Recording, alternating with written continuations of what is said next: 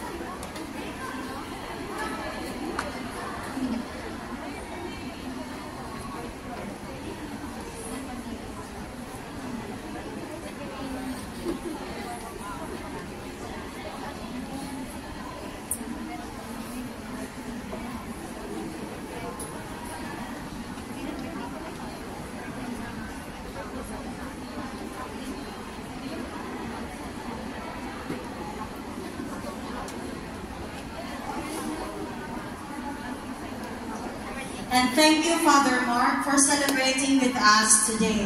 Happy birthday! Please all rise for the solemn